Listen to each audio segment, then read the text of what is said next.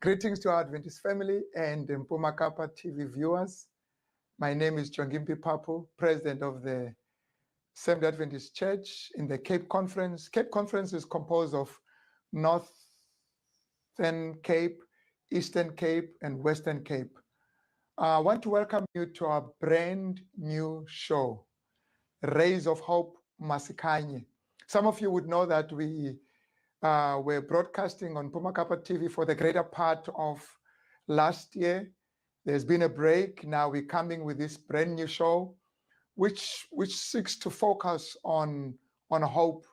It is going to be different. Last time when we were broadcasting, we were focusing on sermons and having different preachers who were preaching on different subjects, sharing messages from the Bible. But it's going to be more like a lifestyle show where we're going to be having panelists and looking at all aspects of our lives as individuals, as communities.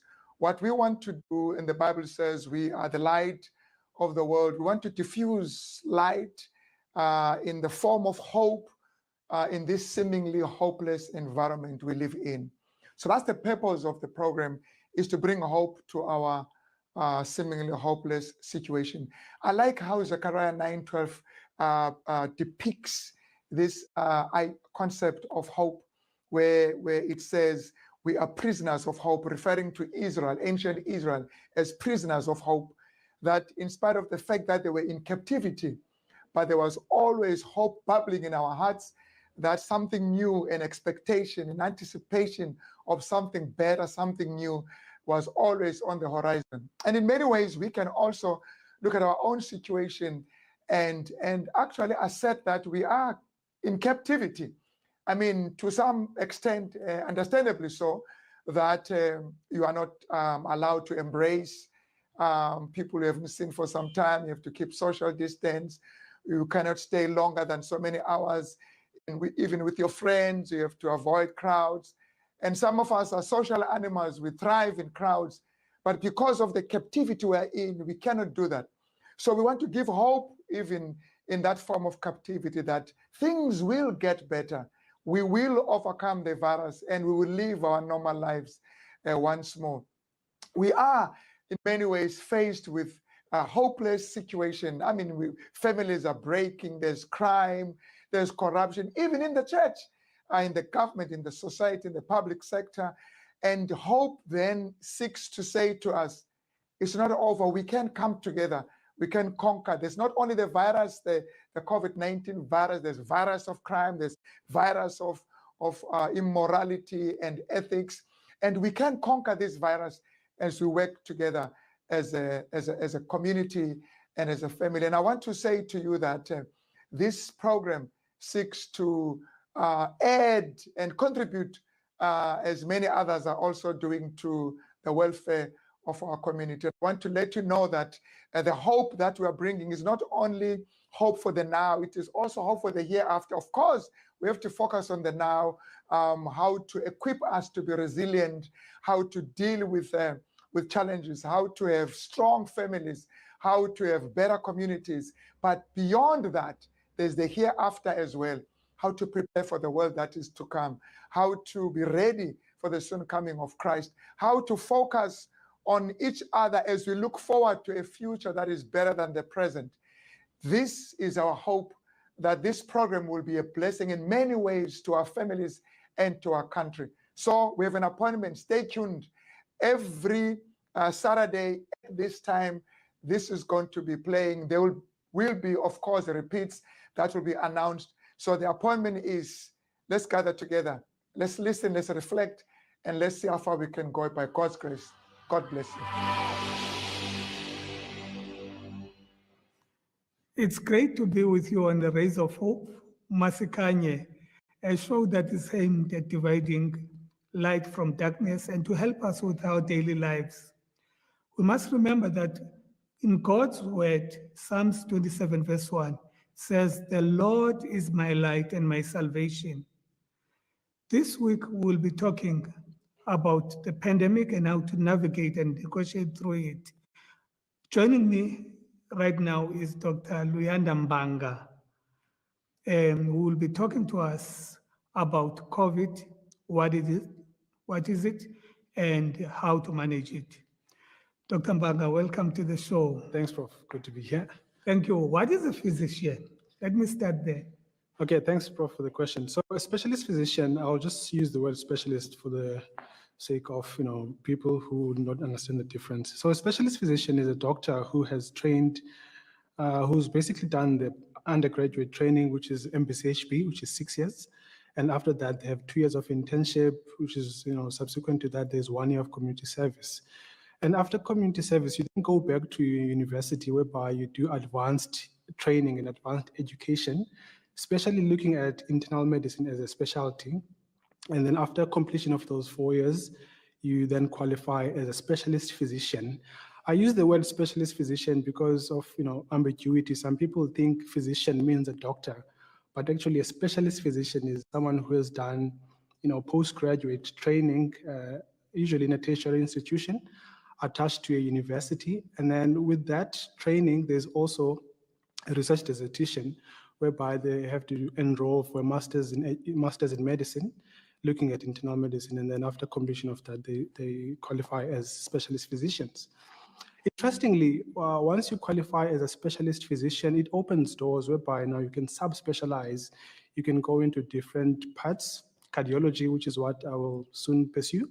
You can do nephrology, you can do geriatrics, you can do hematology, and you can, there are many things you can do. Yeah, you can do rheumatology, many things. So that's basically what a specialist physician is. Yeah, it's a long path. Yes, it is. It's not an easy path. Just to become a specialist, it's not easy. Yes, it's not. It's worse when you have to super specialize. Yeah. You come from Bethel. Yes, Prof. Do you know Bethel College? Yes. Did you study there? Yeah. So you briefly went to Bethel? Yes, briefly, yes. Okay, I also went to Bethel. It's a very good school. Yes. And it imparts very good values. And I'm happy that you went through Bethel College as well, like me. Tell me, Dr. Mbanga, what is COVID-19? Okay, thanks, Prof. So COVID-19 is basically a disease which is caused by the SARS-CoV-2 virus. And as we know, this came into news around 2019 December, whereby somewhere in Wuhan there was this virus which was seen around, mainly causing a respiratory illness. Now, one may ask, why is it called SARS-CoV-2? There was previously a time whereby there was SARS-CoV-1 around 2002, 2003. And now this is a novel sort of coronavirus, which is called SARS-CoV-2. And what it causes then, it causes the COVID-19 disease. And the main presentation of the COVID-19 is respiratory illness. But obviously we have seen people come in with a myriad of symptomatology, whereby some will only have cough, some will only have shortness of breath, and what we've seen now is that, especially with the elderly, they'll have, just diarrheal disease as the only presentation. Some may have, high fever of, temperatures of 38, 39, and some may just have myalgia, which is, just tiredness and fatigability of muscles. So it's a novel disease which is caused by SARS-CoV-2. And as we've seen, it is actually started in Wuhan, but it ended up, globally, which is hence we call it a pandemic. And that is basically what the COVID-19 disease is. Thanks, Dr. Mbanga. You've nicely explained it to all of us now and to my viewers at home. We understand now that what SARS-CoV-2 is, what is COVID-19 is. You've also clearly outlined the symptomatology that we may expect with these patients. What do I do if I suspect that I've got COVID-19 or I have contracted COVID-19? Okay, thanks, Prof. Of course, in line with the national guidelines, the first thing one has to do when they suspect that they could have been exposed or they potentially have some, clinical features of COVID-19, the first thing is to isolate yourself. It's one thing to think you have COVID-19 and walk around the streets without a mask. So it's very important to always keep in line with the national guidance, which is isolate yourself and then stay at home. And then, of course, once you do that, you observe yourself. We're saying observe yourself at home because naturally there is no way that the health system can be able to take care of everyone who has symptoms of COVID-19.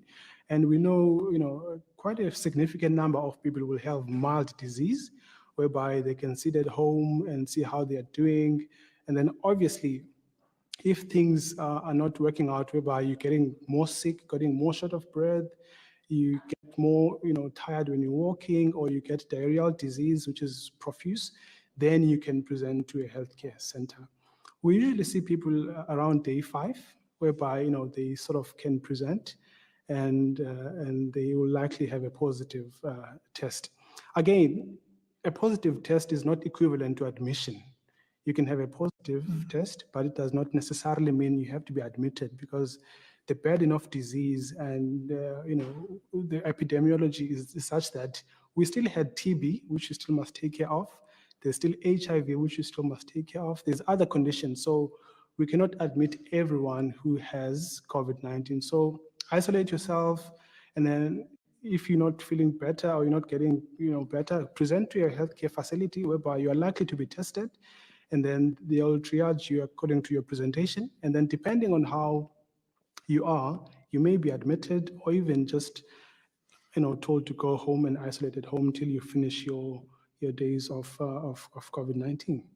I like that, because the majority of patients who get COVID-19 will not require admission. Absolutely. They are able to be treated, and the majority of them have got a milder form of COVID-19. Yes. So they will be able to cope at home, and then those that require, as you say, admission, they will be seen at the hospital and they'll be tried accordingly. You've also said that we can, the majority of them, since they are mild, they will be treated at home. Yes. Because we can't accommodate all of them in the hospital. Yeah. Anything that they can use at home while they've got mild symptoms? Okay, thanks a lot, Prof.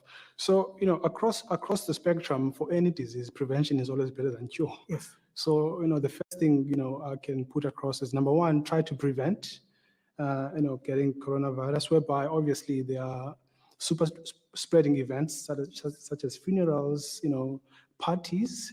So try to minimize that as much as you can. However, if you test positive or you have features of coronavirus, like any other disease, you have to have a very good and robust immune system to tackle this COVID-19. So you have to, take things that will boost your immune system.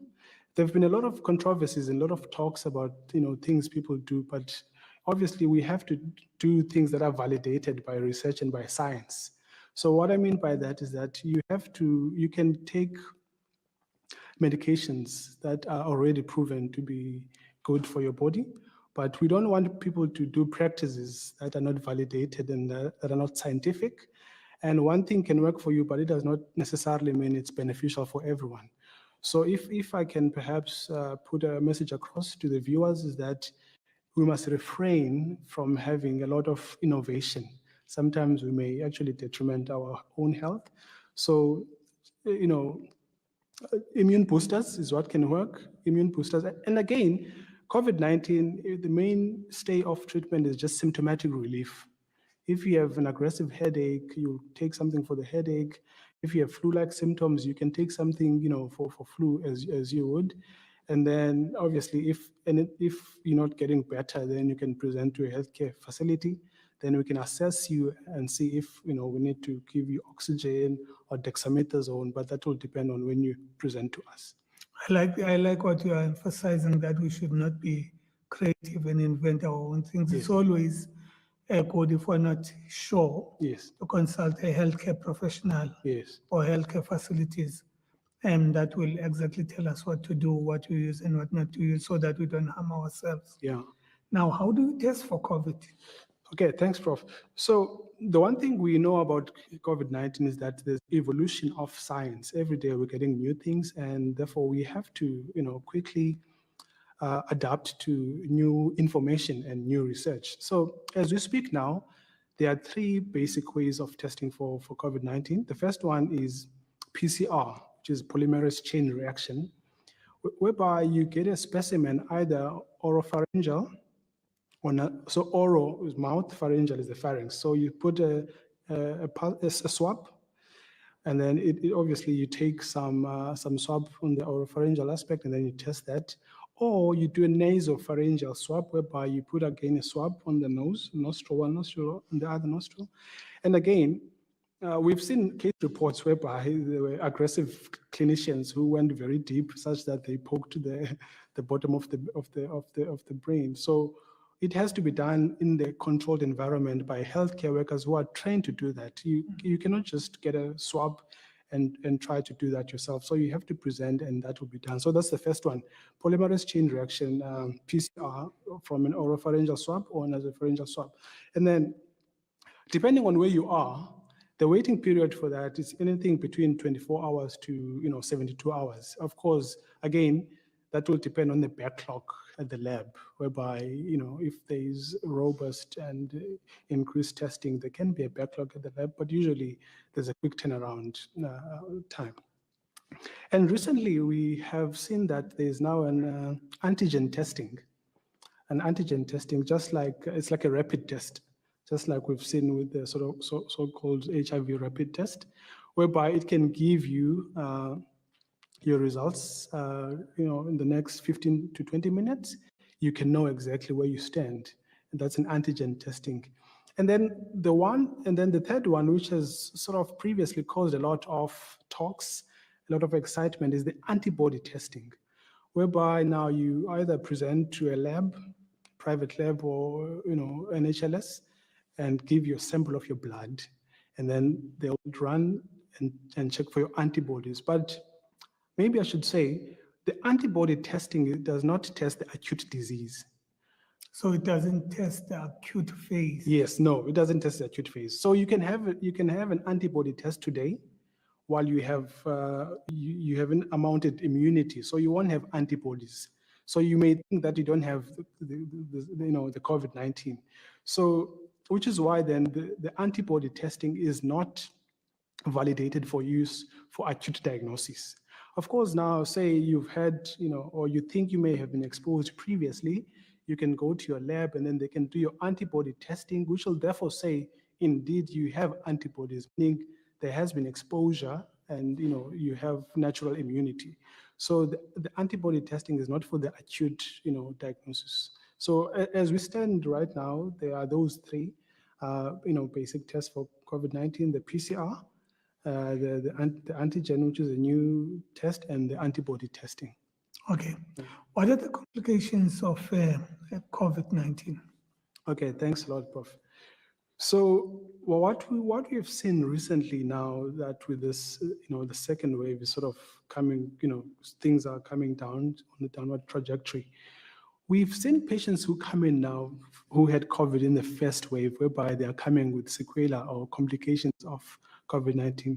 The one thing we have seen, which has been well, demonstrated and well documented through research, they get thromboembolic phenomenon, whereby they can have DVTs, they can have pulmonary embolism, and usually we see those conditions with patients who previously had risk factors, usually patients who have cancer or immobility, but with COVID-19, you can just get thromboembolic phenomenon. Number two, the one thing we have seen is that a significant number of patients have come back with what we call post-COVID lung disease, whereby they basically have destroyed lung parenchyma from their, from the time they had COVID-19, but now they are coming with the, symptoms of shortness of breath, they are coming with easy fatigability. And when you look at the imaging, when you look at the x-rays or even CT scan, we see that there's actually been destruction of some lung parenchyma because of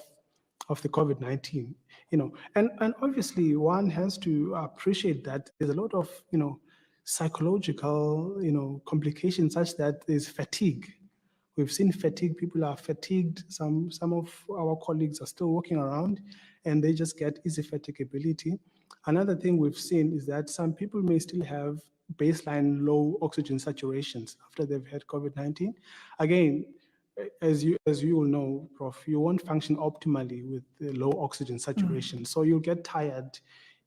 Some people will have headaches as complications, and some people will just feel, apathetic because of the sequela of COVID-19. But I think the most, what we see most, which is the most dangerous, is the PEs, DVTs, and the lung changes.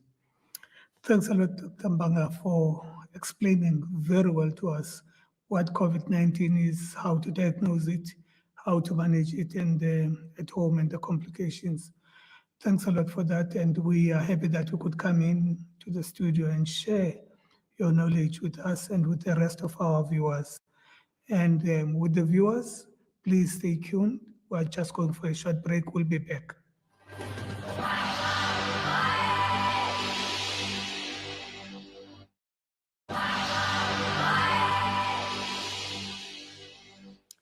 Welcome back on Rays of Hope, Masikhanye, a show for individuals, families, and the community. A show that is aimed at giving us rays of hope so that we can take this out to the communities. Right here with me, I've got Dr. Sihle Nhlabati, who is a psychiatrist. Welcome, Dr. Nhlabati, to the show. Hello, Prof. Thank you for having me. Thank you. What is a psychiatrist? Okay, so a psychiatrist is firstly a medical doctor. So in order to train up to be a psychiatrist, you'll have to first go to medical school. And then after your medical school, of course, your internship and your ComServe. And then you can then enroll via the College of Medicines of South Africa for fellowship in psychiatry. You also enroll with the university for a Master of Medicine in Psychiatry. It's quite a detailed role. Yes. Meaning that you do your MBCHB. Yes. And then you go and do your ComServe Yes. and your internship, if I can recall. And then after you've done your internship and your ComServe, then you go back to university and you register as a registrar. Yes. And then you do your Masters of Medicine with the university and your fellowship in psychiatry with the college, which is roughly 4 to 5 years. Yes, it is. As a postgraduate. That's fantastic. Yes. And what is a super specialist? Do you have super specialists in psychiatry? Yes, like any field in medicine, once you are done with your chosen specialty, you can take it even further because medicine is very broad and you can't possibly be a specialist on all aspects of caring for people. For example, we have gynecologists, obstetricians like you, we have physicians, we've got orthopedic surgeons that care for the skeleton. So depending on what field of interest catches your attention during your training, then most people tend to gravitate towards that. And for me, it was psychiatry. Yes, it is possible to super specialize further, where you would have to enroll with the university again to do a Master of Philosophy course in neuropsychiatry, old age psychiatry, for example, in my case. And then you would also enroll with the colleges of medicine for a certificate in psychogeriatrics. Oh, that's lovely. So in other words, after your MMed, you still need to do a master's in philosophy. Yes. And with the university and your certificate and whatever subspecialty that you are in, so that you become a subspecialty. And you said your subspecialty is? Is neuropsychiatry, old age psychiatry. That's lovely. That's lovely. That's very important for us, and that's very important for our viewers because we don't have many psychiatrists. And I think we need a lot of them. With all of what is happening in the world and in South Africa, I think psychiatry has got a major role to play. Yeah, just maybe to also add that psychiatrists are not necessarily the only people who play a role in providing mental health to the public. So psychiatrists work in a multidisciplinary team. In the multidisciplinary team, you find psychologists, you find social workers, occupational therapists who look at the patient's circumstances holistically and then make a plan that will cover all the bases biologically, socially, and psychologically in order to treat the individual as a whole. Thank you. I suppose that's going to be very relevant for our talk. Definitely relevant in the time of COVID. Remember, this week we're busy with the pandemic and how to negotiate and navigate through it. Yes. Now, tell me, what's the role of a psychiatrist during this pandemic of COVID-19? I think the role that is played by a psychiatrist and by mental health care workers in general is a huge role. It is not a new role, or this is not a new problem that we have during the time of COVID-19. It's a problem that we have in the country where resources are not focused into mental health care. Most of the care goes into caring for the person physically. So when COVID came around, we were already on the back foot in terms of caring for our mental health care needs for the South African public as a whole. If you think about it this way, all aspects of your life are governed by your brain, your mind.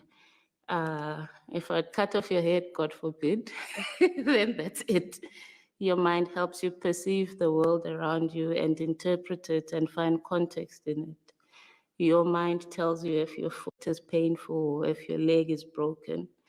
Your mind tells you if you have pain, maybe you're having a heart attack. So in order for you to be aware of your environment, you need your mind. So the mind acts as the eyes into the world. That's what you see with.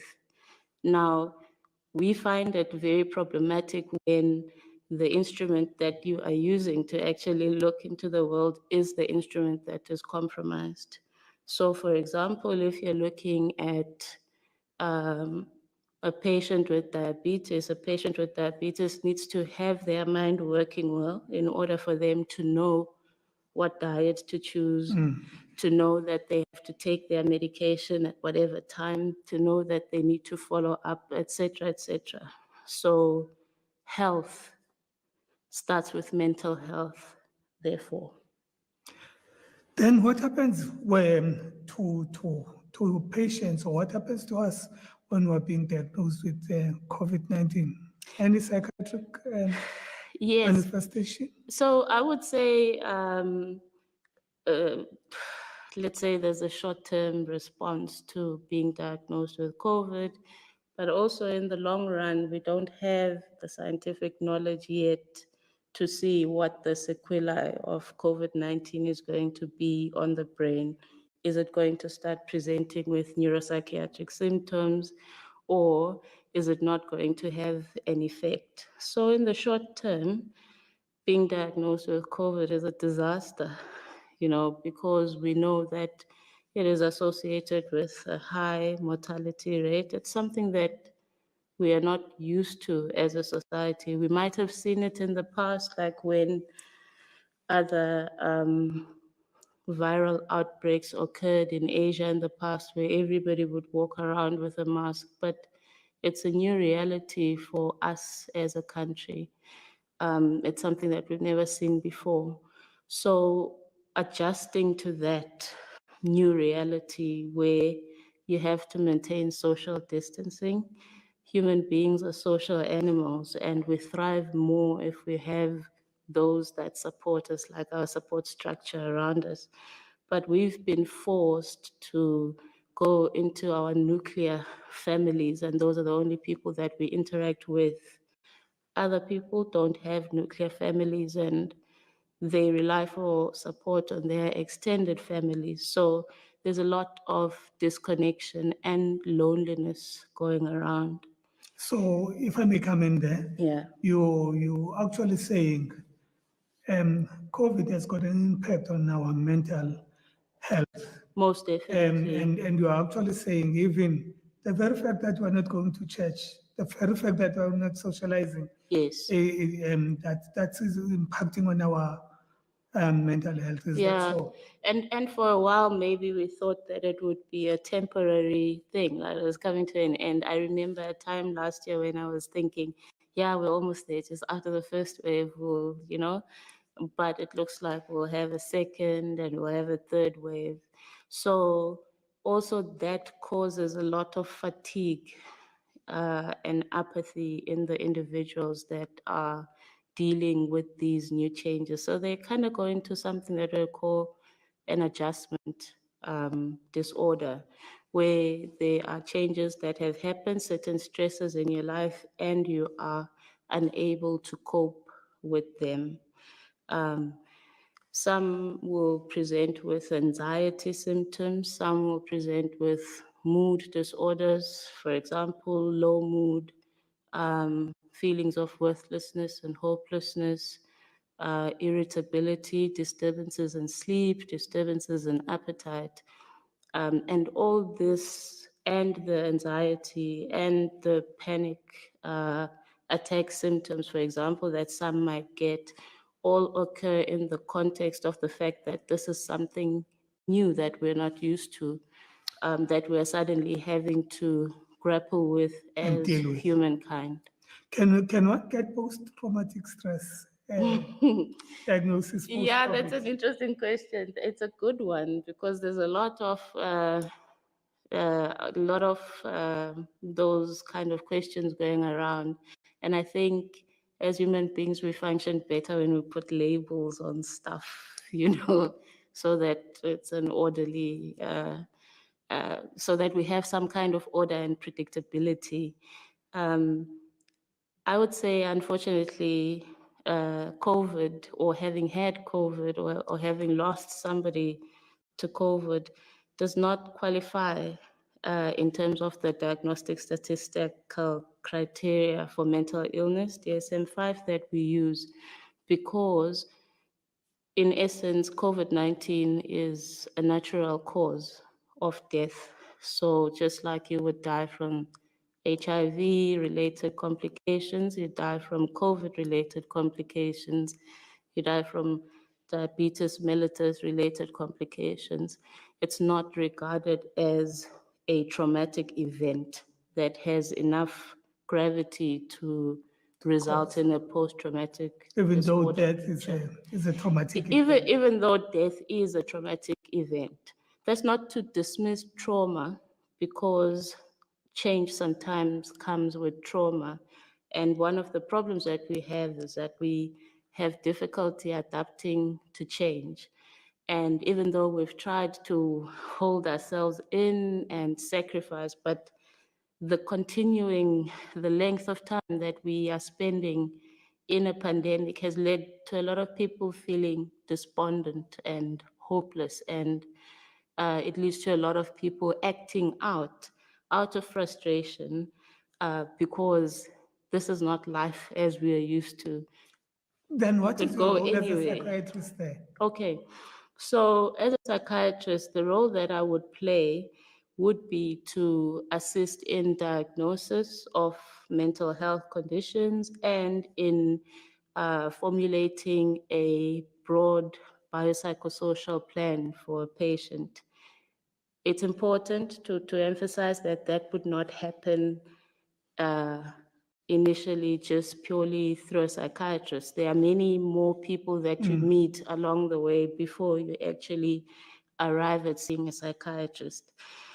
This is because there are few medical specialists in general in the country, and most of the medical specialists are in our tertiary institutions. So in the context of a local clinic, you would first get to a clinic and you would talk to a nursing sister, and the nursing sister might say, there is an intern psychologist that is coming to the clinic on a weekly basis, and they would all assess you and check the severity of your illness, and therefore decide that you need to seek further help at a tertiary institution. And that's where you would come across a psychiatrist.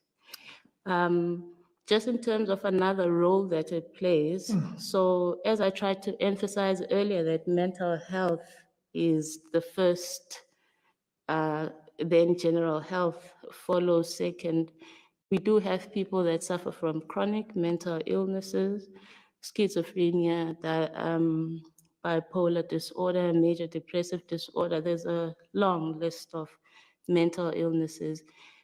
Those people are at a higher risk of decompensating already because they have mental illnesses related to their brain compared to somebody that doesn't have a mental illness.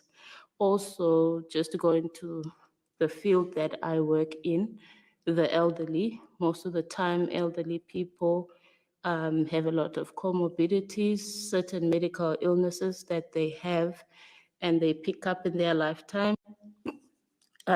Statistics say by the time you hit 60, you're expected to have at least 2 medical comorbidities in general. So that is what puts, definitely. So that's what puts you at risk at first, but also older people are in congregate settings, so they are in old age homes already removed from their social support, like in the nuclear family. And during COVID, we've had closures in terms of access, so you can't go and visit your mother at the old age home. And you find a lot of despair because of COVID going on, and an increase in episodes like trying to take your life, or an increase in the use of substances as a coping mechanism. What would be your message to a young person regarding COVID and substance abuse? Okay, so substances are endemic generally in South Africa. Many substances that we use, ranging from those that are legal to those that are illegal. Illegal substances, cigarettes and alcohol, and those that are illegal, your heroin, your cocaine, and those substances or substance use was already an issue before COVID. And most of the time people turn to substances either as a result of peer pressure or as a coping mechanism if they are going under stresses. So what has tended to happen in our context in South Africa is that because of the frustration, people need a coping mechanism. And that is why we're making pineapple beer in our houses since, alcohol has been banned. That is why you get super spreader events, because people want to spend time with other people. People want to go back to normal.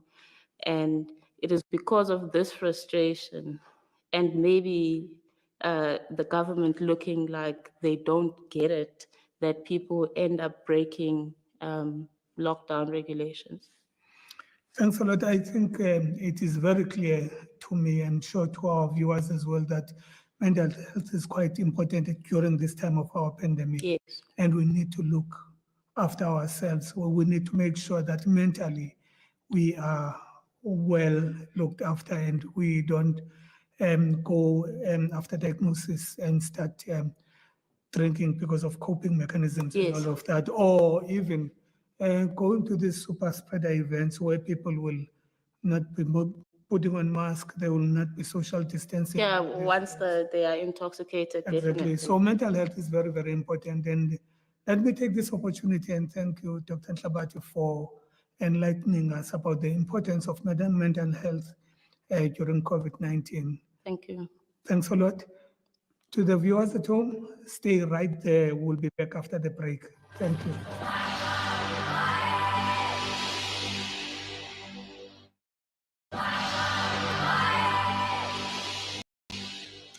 Welcome back on Rays of Hope, Masikhanye, a show that is designed to separate and to divide light from darkness. We are busy this week looking at the pandemic and how to negotiate around it. With me, I have got Pastor Andrew Hooks. Welcome, Pastor. Thank you, Doctor. Tell me, who is Pastor Andrew Hooks? I'm a pastor within the Seventh-day Adventist Church. I work for the Cape Conference. Currently, I'm a district pastor of Northern Suburbs District. During this pandemic, I had the opportunity to serve within a designation of clinical pastor, which is a specialized form of pastoring where you work within the healthcare system and you especially provide pastoral care within the clinical setup of a health institution. Thanks a lot. That sounds very much good. It sounds great, especially during this pandemic where we need a lot of spiritual care in our patients in clinical settings. Tell me, how does one become a clinical pastor? Okay. The academic qualifications in South African context is you do a master's in practical theology, specifically then in clinical pastoral care. So some of our institutions within South Africa offer that qualification. Then after that, you would be registered with a professional council, which is the CSC, or they are underneath the umbrella of ARP. And you are then designated like a registered counselor, but as a registered clinical pastor. That's good. Wow. Tell me, during this pandemic, what is the role of a clinical pastor? Okay. So it's a very broad role that you function in, because you do not prescribe, you do not diagnose. You are there to provide support spiritually and emotionally within patients. And then, as we saw the impact of the pandemic upon our healthcare professionals, to then further provide support for them in these fields as well.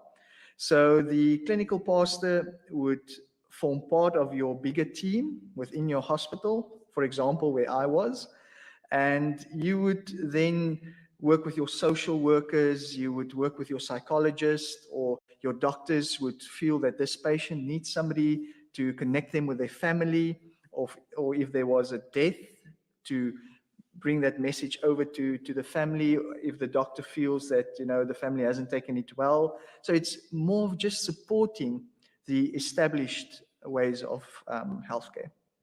I can imagine that during this pandemic, even doctors themselves, they need a lot of support, Yes. just like patients. And I'm sure you play a major role in supporting these doctors who are always or almost fatigued at times. And, it's a very interesting dynamic, that because within your, as a doctor, your oath, your pledge, there is this ethical responsibility to save life.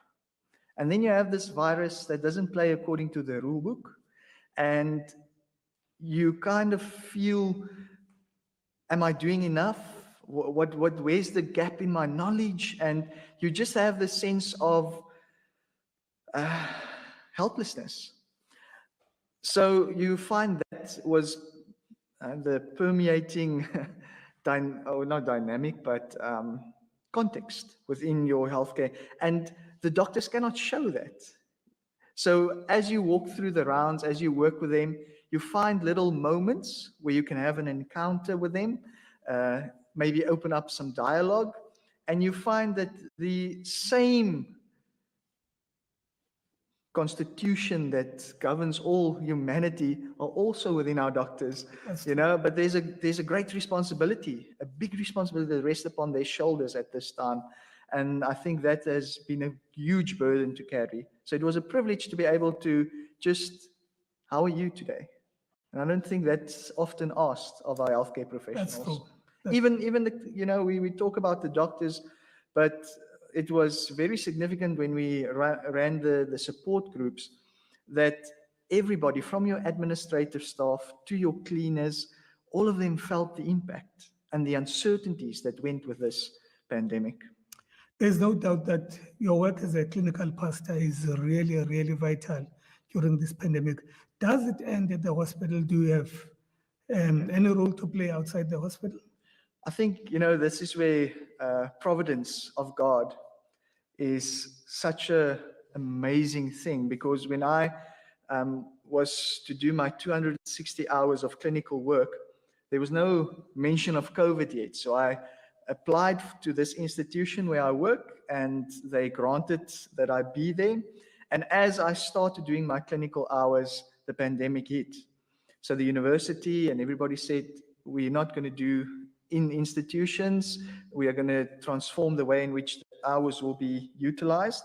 And then, fortunately, the hospital asked, can I not continue to work on?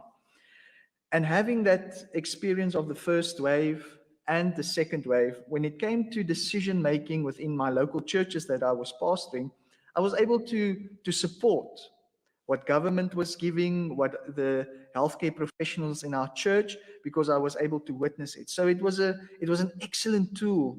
So I was able to bring that to the pastorate as well, because I'm a chairperson of the local ministerial association in this Western region.